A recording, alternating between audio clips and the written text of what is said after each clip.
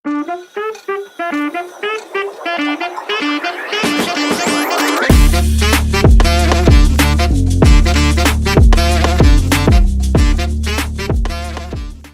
Sobat Svedu, selamat datang di Special Education Podcast bersama BEM Prodi Pendidikan Khusus tahun 2024. Di podcast kali ini kita dapat bercerita mengenai banyak hal mengenai pendidikan khusus, serta kamu akan menambah wawasan dan insight baru mengenai pendidikan khusus dari berbagai sudut pandang. Perkenalkan, aku Anissa Fadila sebagai main host di episode kali ini. Episode kali ini membahas tentang disability is not inability but different ability, bersama alumni pendidikan khusus UNJ tahun 2013 yang sangat keren. Mari kita sambut Kak Suci Nur Rahmawati. Yeay. Halo semuanya. Oke, halo Kak Suci, apa kabarnya nih sekarang? Alhamdulillah baik. Lagi sibuk apa nih sekarang? Sibuk apa ya? Mengajar di sekolah inklusif dan masih melatih olahraga disabilitas. Oh, emang suka olahraga ya Kak? Iya, dulu sebelum mau masuk UNJ tuh, sebelum mau masuk PLB UNJ, saya sebenarnya daftarnya FIK, tapi nggak lolos. Lolosnya di PLB UNJ, ya alhamdulillah ternyata jalannya masih bisa olahraga juga. Oh iya, ujung-ujungnya masuk Soina juga kan? Ya betul. Oke, jadi teman-teman boleh ditampilin CV-nya nih Kak. Kak Suci ini adalah sekarang nih lagi dulunya adalah alumni pendidikan khusus UNJ tahun 2013. Terus melanjutkan S2-nya di Pasca Sarjana PLB UNS Surakarta dari tahun 2021 sampai sekarang. Sekarang ini fun fact-nya baru lulus nih, tapi memang belum keluar sertifikatnya Kak. Ijazahnya sertifikat. Terus boleh scroll Kak. Ya bisa lihat di sini pengalaman kerjanya, organisasi sama relawannya banyak banget ya, dan rata-rata itu mengenai olahraga nih. Sesuai dengan yang Kakak bilang tadi, Kakak emang suka olahraga ya Kak? Iya betul. Terus kok bisa ya? Sekarang kok bisa tiba-tiba jadi wakil sekretaris tuh gimana ceritanya Kak? Gimana ya? Jadi awalnya memang di Soina itu sebagai volunteer ya. Semuanya di tahun 2010 itu saya diajak senior. Ada kakak kelas, kakak tingkat yang ayo gabung di Soina gitu. Mungkin teman-teman dulu pas lagi mahasiswa baru kan ada pengenalan tentang Soina, sama saya juga waktu itu diajak bergabung, tapi nggak langsung bergabung. 2 tahun kuliah dulu, bergabung di 2010 jadi volunteer. Lalu tiba-tiba di tahun 2014 diminta jadi kesekretariatan. Nah dari situ ngebantu aja. Mungkin karena saya senang juga ketik-ketik di depan komputer, jadi dimanfaatkan aja potensinya di depan komputer gitu. Oh, tapi sering juga ya mendampingi anak-anak jadi asisten pelatih boci di sini. Itu kok bisa sampai ke luar negeri, luar kota gitu sih Kak? Nah itu kalau saya selalu bilang tuh berkahnya anak-anak disabilitas. Jadi gabung ke Soina itu tidak pernah ada niat sedikit pun untuk berharap gitu bisa keajak ke luar negeri, karena waktu itu bergabung aja, mau olahraga bareng anak-anak, terus bisa menyalurkan bakat juga kan, minimal bisa ikut gerak-gerak sedikit lah, walaupun sekarang tugasnya kayak cuma nunjuk-nunjuk doang gitu. Kalau dulu kan kita tetap ikut lari-larian ya. Ternyata alhamdulillah dari situ mungkin dipercaya untuk membawa atlet-atlet ke ajang nasional maupun internasional. Masya Allah, tabarakallah. Bisa jadi inspirasi banget nih ya buat kita-kita yang masih mahasiswa di UNJ ini nih, buat ngikutin jejak Kak Suci.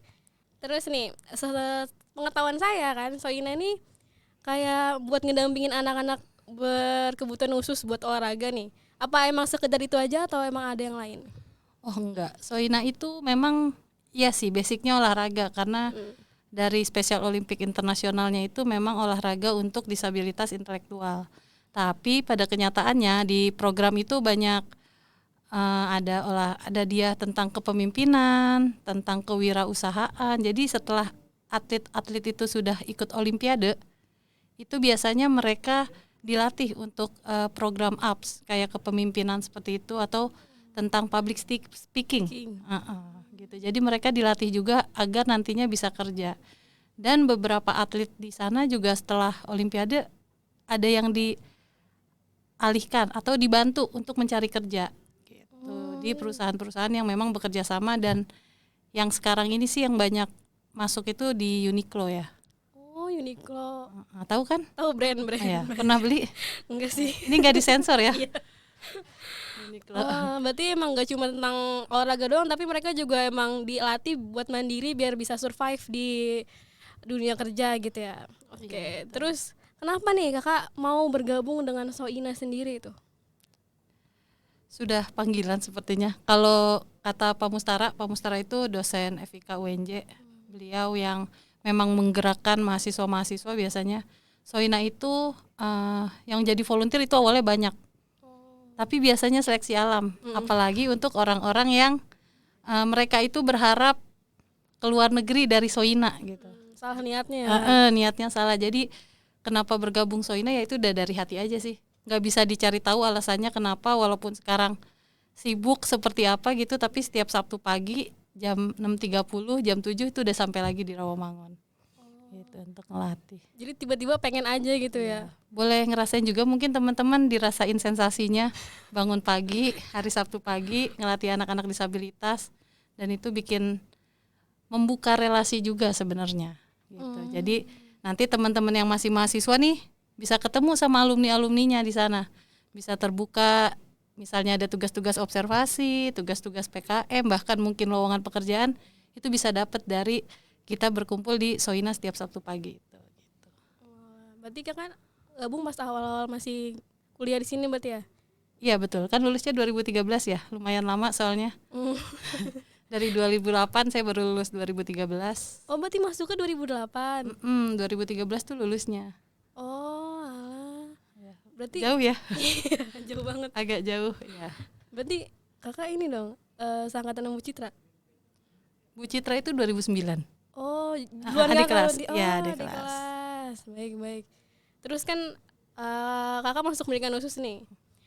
Kira-kira ilmunya sekepake apa sih di Soina? Sekepake apa ya? Ini mau jawaban jujur apa gimana nih? Boleh bohong, boleh jujur. Oke. Sebenarnya kalau kita kuliah kan kebanyakan teori ya, teman-teman. Jadi kalau kitanya tidak mengeksplor di luar, justru teori itu nggak akan kepake di mana-mana, gitu. Jadi kenapa saya bisa menyambungkan? Justru karena saya gabung di Soina. Misalnya ada teori tentang disabilitas intelektual, teman-teman belajar aja tentang teorinya itu nggak akan bisa kepake, gitu. Tapi ketika teman-teman di lapangan itu di-combine, baru bisa ilmunya bermanfaat. Jadi teman-teman jangan cuman kuliah pulang tidak berinteraksi dengan anak atau interaksinya hanya diobservasi. Itu nanti ketika kerja, ilmu yang teman-teman pelajari 4-5 tahun itu biasanya kayak, kok dulu saya nggak belajar apa-apa ya ngerasanya gitu. Nah dengan gabung di Soina ini, saya justru ngerasa di-combine nih, jadi ada praktek dan teori. Jadi ya nyambung kalau kita langsung praktek pada saat kita kuliah. Gitu. Terus nih kak, kan pasti banyak, apalagi pada zaman itu ya banyak banget stereotip kayak, ngapain nih masuk situ tuh pendidikan khusus, terus ngapain juga di Soina gitu-gitu kan. Nah itu pasti masuk ke suka dukanya nih. Selain itu apa sih kak suka dukanya kakak selama di Soina menghadapi anaknya, menghadapi orang lain tentang omongan-omongan itu gitu? Iya, kalau stereotip itu udah di zaman saya sih udah mulai berkurang sih ya. Gitu. Walaupun mungkin kalau yang punya anak iya, tapi kalau jadi gurunya alhamdulillah dari keluarga saya memang sudah pernah ada yang di pendidikan khusus, jadi sudah dapat ilmunya lah sedikit-sedikit gitu. Jadi dari SMA saya suka ikut mengajar, ikut masuk ke kelasnya dia, jadi saya udah nggak kaget dengan anak-anak berkebutuhan khusus gitu. Kalau dukanya ya untuk ngurusin atlet ya, karena ketika kita mau keluar negeri, terutama yang ke Australia itu pengalaman pertama keluar negeri dengan anak-anak disabilitas, itu kami pelatih dan atlet dimasukkan ke wisma gitu, kayak di karantina selama sebulan. Tujuannya agar anak-anak bisa terbiasa hidup dengan pelatihnya. Nah anak-anak disabilitas intelektual ini kan nggak bisa berubah hidup tiba-tiba kan. Jadi kita bonding dulu gitu. Sebulan itu kita tinggal bareng di wisma PKK waktu itu di Ragunan. Ya agak kaget sih ya, secara belum punya anak tapi udah ngurusin anak anak orang lagi gitu. Pernah malam-malam nih yang katanya anak itu sensitif ya. Tiba-tiba dia bangun. Kita itu pelatih suka rapat nih. Rapat itu sampai jam 11 malam. Jam 4 pagi udah bangun untuk upacara. Itu setiap hari seperti itu. Masya Allah. Makanya sebenarnya mungkin orang lihatnya enak-enaknya aja ya, Iya, luar nggak negeri. tahu dalamnya gimana. Padahal kalau kita pelatihnya bukan cuma 24 jam, tapi waktu kita tuh 25 jam. Kelebihan. Nah itu saya baru masuk ke kamar mau tidur. Kan anak lagi udah pada tidur gitu ya. Terus ada satu anak dia duduk, dia nunjuk ke pojokan. Waduh. Gitu. Dia emang gak bisa ngomong. Pocongnya. Mungkin maksud dia begitu. Pocong Itu di Australia. menurut saya suatu pengalaman yang wah banget gitu ya untuk anak-anak di tengah malam bangun, kita lagi capek-capeknya mau tidur. Iya, Terus dia tiba-tiba nunjuk begitu. ya. Mana bisa tidur kan? Di situ ruangan udah gelap. Akhirnya saya cuman peluk anak itu, tutupin pakai selimut. Udah tidur gitu. Besok paginya ditanya ya dia nggak tahu apa-apa gitu. Tapi memang katanya sih memang terkenal horor ya. Cuman itu lumayan pengalaman yang kaget sih, karena secara pribadi kan belum pernah ngelihat yang Gitu-gitu. horor-horor ya. Dan anak-anak itu biasanya sensitif. Terus waktu di Australia pengalamannya itu kita capek banget karena udah hari pertandingan terakhir. Tidur kayak baru jam 3 malam ya. Sedangkan waktu di sana sama di sini kan beda. Jadi penyesuaiannya jet lag ya. Bangun jam 5 tiba-tiba anak, "Kakak, ini gitu." Ya Allah. Dan berantakan di mana-mana di kamar Ceceran mandi. dimana-mana. Itu saking capek dan ngantuknya saya cuma ngambil tisu, saya comot, saya buang ke Tempat sampah. toilet. Toilet. Toiletnya langsung saya flush. Kalau dipikir-pikir sekarang mungkin saya nggak akan ngelakuin itu ya, gitu. Karena untuk beberapa orang mungkin saya sendiri yang hal-hal begitu kan pasti jijik ya. Ini saat di sana ternyata itu nih. jadi ya udah, memang saya kesana untuk mengurus mereka, jadi yang kayak gitu-gitu tuh udah biasa. Tapi itu bukan duka sih, tapi ya suka-suka aja karena saya ngelakuinnya suka gitu. Jadi Malah jadi ternyata nggak apa-apa nih ngelakuin ini, saya nggak sampai muntah kok gitu dengan nyomot. Ya mungkin bisa kebayang teman-teman pernah nggak nyomot, mungkin maaf kotoran manusia, comot gitu aja, Kotoran bahkan kucing nyuciin aja. celana dalamnya. Ya Kotoran kucing lah gitu, kotoran kucing kan juga lumayan ya. Ya gitu. Tapi itu saat itu benar-benar nggak kecium baunya loh, entah itu capek banget atau gimana, tapi udah selesai gitu. Itu pengalamannya sih waktu ke luar negeri bawa atlet. Ya kalau di lapangan di sini mah biasa aja, paling anak ngambek, ditarik, diludahin, itu udah ya Allah, diludahin. biasa aja lah gitu. Kalau awal-awal gimana nih? Awal-awal join Soina tuh?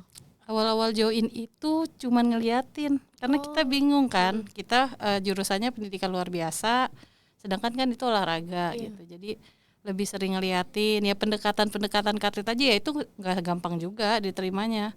Bisa didorong-dorong, kalau misal baru gabung nih kayak ih siapa so deket misalnya kan, kita suka ayo gitu. Dia kalau nggak kenal ya siapa gitu kan. Mereka tuh, tapi mereka itu memang yang saya rasakan anak-anak yang punya hati bersih mungkin ya. Jadi mereka tahu mana orang yang pura-pura deketin mereka sama yang tulus, sama gitu. orang yang memang benar-benar mau ngurus mereka atau mau dekat dengan mereka gitu. Tips-tipsnya gimana nih cara ngedeketin anak berkebutuhan khusus di sana? Pakai hati, itu doang udah. Hatinya harus ikhlas aja, jangan ada yang tujuan-tujuan di luar itu Tujuan udah. lain gitu ya. Pakai hati, pendekatan, diajak ngobrol, kayak gitu-gitu aja sih. Makanya harus terjun langsung, ayo, saya tunggu. Insya Allah ya Kak, semester 3 doain aja. Sama saya juga gabungnya di semester 4, semester 5 kan. Oh, semester 4, Iya. 5. Oke. Terus nih Kak, gimana nih? Kan sekarang kan ngajar juga nih ya di SDN Rambutan 01 pagi. Ya. Gimana cara nyimbangin antara jadi guru di sana sama ngurus Soina ini nih? Apalagi Soina udah lumayan besar nih ya organisasinya. Gimana ya? Kalau di SD sebenarnya dulu di tahun 2014 saya mengajar di SD Rambutan 01. Pas ngelamar kerja saya selalu bilang, Bu, saya ikut organisasi Spesial Olimpik Indonesia. Ketika ini ada tugas, saya akan mendahulukan Soina. Karena ini berkaitan dengan anak-anak berkebutuhan khusus. Sedangkan kalau di sekolah itu kan ada guru-gurunya. Iya. Gitu. Alhamdulillah dari awal masuk, setiap ganti kepala sekolah itu pasti selalu saya sampaikan bahwa saya ada tugas lain di luar. Dan tugasnya tetap mengurus anak berkebutuhan khusus gitu. Alhamdulillah sampai hari ini, bahkan mungkin hari ini tahu sendiri kepala sekolahnya malah ketularan, tertarik dengan pendidikan khusus, pendidikan inklusi, jadi lebih mudah lagi untuk setidaknya izin keluar untuk mendampingi anak-anak. Gitu sih. Kayaknya emang kalau niatnya bagus mah dimudahin aja ya sama Allah. Alhamdulillah. Niatnya untuk anak-anak aja. Masya Allah. Terus nih Kak, apa harapan Kakak buat Soina sama mahasiswa-mahasiswi kita nih sekarang nih, yang zaman sekarang ini? Masih Gen Z ya? Iya masih Gen Z mahasiswa sekarang. Oke, harapannya untuk Soina ya mudah-mudahan bisa terus berprestasi, masih bisa latihan sepanjang tahun dan makin banyak volunteernya. Saat ini relawan di Soina makin berkurang, mungkin ya itu ya, mahasiswa-mahasiswa sekarang daripada bangun pagi mendingan ya santai-santai aja di rumah gitu. Makanya dari Senin sampai Jumat mungkin udah kuliah, Sabtu memilih untuk rebahan. Tapi coba deh, saya bilang tadi rasakan sensasinya bangun pagi di Sabtu pagi ketemu anak-anak, lalu komunikasi berinteraksi dengan kakak-kakak senior, pasti itu bikin ketagihan. Tapi memang harus mulai dulu, itu intinya, mulai dulu. Kalau dipikirin memang capek banget gitu. Caranya gimana sih Kak join Soina? Datang aja langsung ke Veldrum Rawamangun jam 6.30, ya bolehlah jam 7 gitu. Tinggal datang aja, nanti akan diperkenalkan sebagai relawan atau volunteer gitu. Gak ada persyaratan khusus. Yang penting mau datang, mau ngelatih, kita sangat welcome untuk mahasiswa PLB. Masya Allah. Langsung aja datang nih, gak usah ngapa-ngapain lagi? Gak usah, datang aja, makanya jadi mulai aja dulu. Mulai dulu. Terus selain Soina, organisasi lain apa lagi nih yang Kakak ikutin nih? Kebetulan sekarang saya dibantu juga di Perhimpunan Olahraga Tunarungu Provinsi DKI Jakarta, itu di bidang umum dan bidang pendidikan. Terus di Porturin Pusat di Indonesia itu sebagai wakil sekretaris juga kebetulan. Sekretarisnya Laura, mungkin dari Pusbisindo, teman-teman tahu? Belum tahu sih Kak. Belum tahu ya, oke. Ya jadi itu sih kegiatannya sama-sama di olahraga, tapi ini lebih ke organisasi tunarungunya gitu. Semuanya organisasi gede ya Kak? Lumayan, memang sudah berjalan dari tahun 90-an. Oh, kalau Porturin itu ngapain aja tuh selama di sana? Porturin itu kemarin lebih ke pelatihan bahasa isyarat ada gitu. Terus ini besok nih Selasa ada kompetisi olahraga tunarungu gitu. Itu juga biasanya kita bantu menyelenggarakan untuk event-event seperti itu. Suka ngebuka relawan dari luar juga ya gitu ya? Apa enggak kalau Porturin? Boleh juga kalau misalnya ada event bisa bahasa isyarat atau mau gabung. Besok mungkin ada yang mau gabung, silakan. Tapi kalau untuk latihan dia belum seperti Soina. Kalau Soina kan sepanjang tahun setiap Sabtu. Kalau Porturin belum ada latihan yang rutinnya. Iya. Selain itu lagi kan organisasi lagi lain? Apa ya? Sekarang lagi terlibat pembinaan olahraga usia dini sih. Oh, sama anak PAUD gitu? Usia dini itu U16 kalau di U16. U16. Itu ngapain aja? Olahraga apa aja tuh? Itu untuk semua disabilitas. Oh, ada kayak Paralimpik gitu. Iya, tapi kalau Paralimpik kan yang elitnya, yang dewasanya itu di NPC. Nah, kita sekarang lagi bikin klub-klub kayak Jakarta Disability Sport itu untuk melatih anak-anak dari semua disabilitas. Jadi nggak ngelihat organisasinya apa nih, itu nggak ngelihat Soina, nggak ngelihat Porturin, nggak ngelihat NPC. Tapi kalau dia pelajar DKI Jakarta disabilitas dia boleh gabung. Kalau misalkan ada event terus waktunya bersamaan tuh gimana cara bagi waktunya Kak?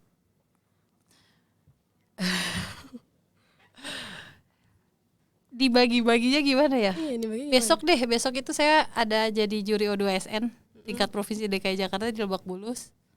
Terus ada juga kejuaraan futsal di sini. Rawamangun. Di Rawamangun.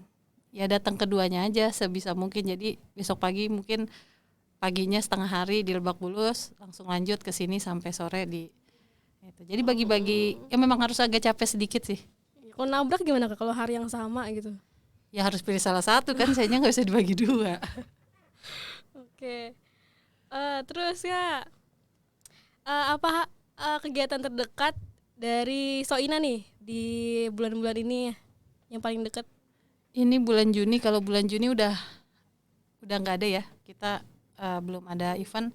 Tapi di bulan Juli saya lupa tanggalnya, tapi kita sedang menyiapkan kontingen untuk menuju Swedia, ikut Special Olympic Gothia Cup. Itu ada 10 atlet disabilitas intelektual dan 3 pelatih yang akan berangkat ke Swedia di pertengahan Juli.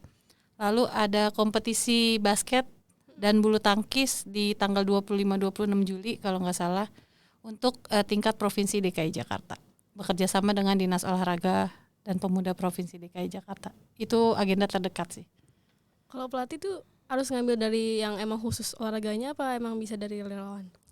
Kalau pelatih dari olahraganya sih, karena kan basic pelatih beda ya.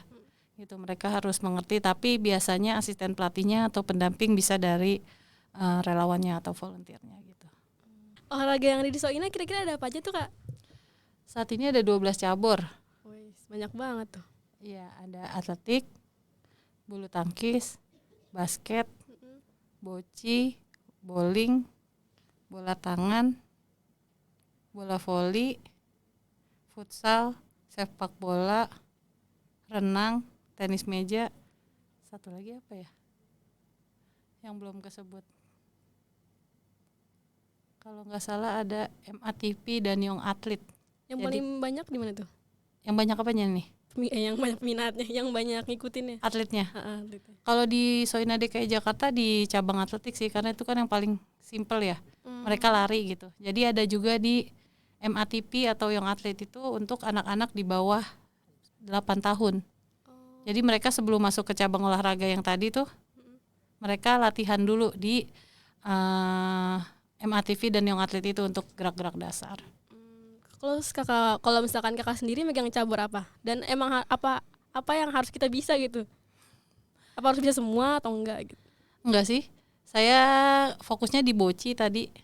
Nah, di boci, dan memang di boci itu kesempatannya untuk anak-anak PLB nih. Jadi dari Soina DKI Jakarta atau Soina itu bisa membuka peluang pelatih di olahraga boci gitu, karena memang itu cabur khusus ya. Dia tidak ada federasi khususnya di Indonesia atau di internasional, dia langsung memang federasinya di Special Olympic Internasional. Jadi bisa kita pelajari cara melatihnya, cara peraturan-peraturan olahraganya, pertandingannya, seperti itu.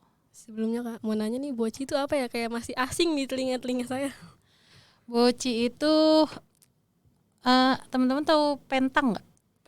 Nggak tahu juga. Apa tuh? Jadi dia melemparkan bola kecil awalnya, itu namanya bola palina. Nah, boci itu bermain mendekati bola palina. Wah, kalau dijelasin bisa 1 jam lagi nih. Nggak apa kayak main apa ya? Kayak karambol nggak sih Kak? Tapi nggak bowling di sih. sini. Oh, bowling. Kalau bowling kan menjatuhkan ya. Poinnya sama melempar gitu, kayak bowling. Oh, mirip-mirip gitu. bowling. Tapi dia fokusnya mendekatkan, bukan menjatuhkan atau menabrak bola putih itu, bola palina. Saya juga punya temen Kak, Revi.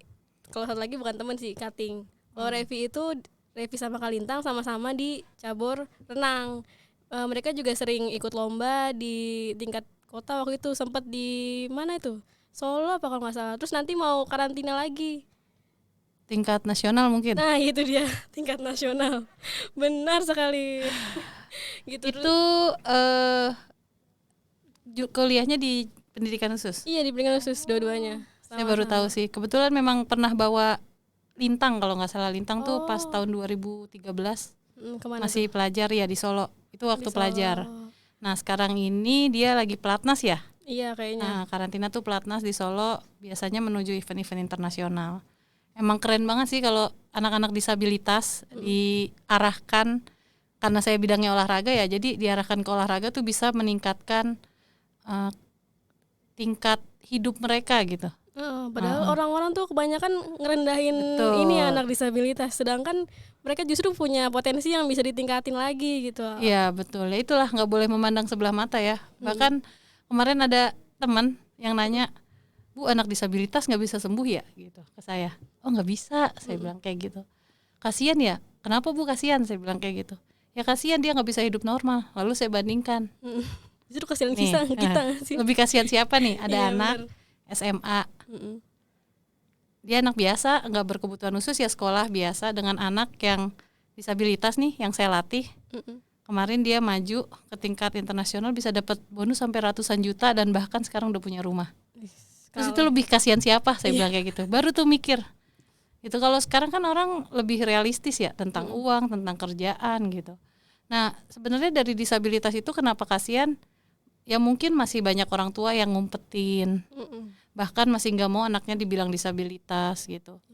Nah itu sebenarnya kasihan ke anaknya. Itu baru benar kasihan ke anaknya ketika orang tuanya tidak mengakui anaknya disabilitas, karena akhirnya potensinya tidak bisa dikembangkan. Iya, jadi gitu. anaknya nggak bisa survive juga yang ke dunia kerja nantinya. Betul, kan tujuan sekolah apa sih? Mandiri kan? Iya. Gitu. Jadi dengan dia menggali potensinya apapun di bidang apapun, gak harus akademik, terutama untuk anak-anak Soina kan, itu anak-anak yang mungkin di sekolah juga udah males, nulis aja udah nggak bisa, baca nggak bisa gitu, tapi ternyata di luar dia bisa berprestasi. Jadi dibanding itu masih ada kelebihan-kelebihan lainnya. Betul, gitu. Kalau di bidang olahraga sih saya bisa banyak cerita ya, karena temennya Lintang itu ada namanya Fajar.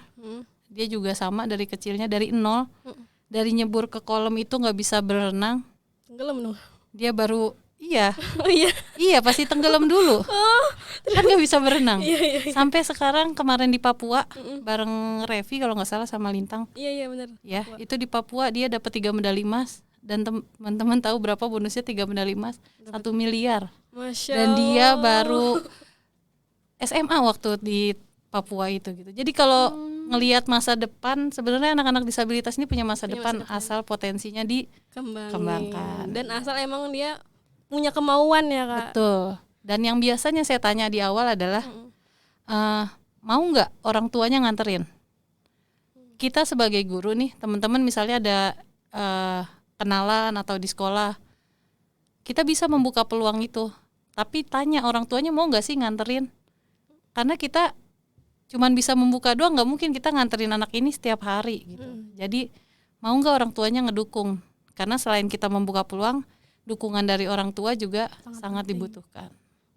Saya juga tuh tadi pas barusan banget tadi naik Gojek nih, abang-abang nanya apaan tuh pendidikan khusus. Gini bang, gini saya juga punya temen namanya Revi nih, dia menang ini terus dapat ini, orang tua sampai dinaikin umroh. Terus kata dia langsung merinding, yang bener deh gitu. Beneran bang ini. Nah jadi kan orang-orang masih mikir ya, orang berkebutuhan khusus nggak bisa apa-apaan, sedangkan justru malah kasihan kita ya Kak. Benar. Kasihan kita, bukan gitu sih. Enggak gitu tapi sih. bikin kita lebih bersyukur aja. Iya, lebih bersyukur. Terus nggak usah ngebanding-bandingin mereka sama kita, sedangkan semua orang emang punya kemampuan yang masing-masing ya kan ya Kak. Ya betul. Oke nih, sekarang Kak Suci boleh ngasih closing statement buat materi kali ini. Baik, materi ini hari ini kan memang menggali potensi teman-teman disabilitas ya. Teman-teman disabilitas itu akan sangat bisa mandiri ketika kita gali potensinya, dan itu butuh dari kita semua nih, teman-teman dari guru pendidikan khusus.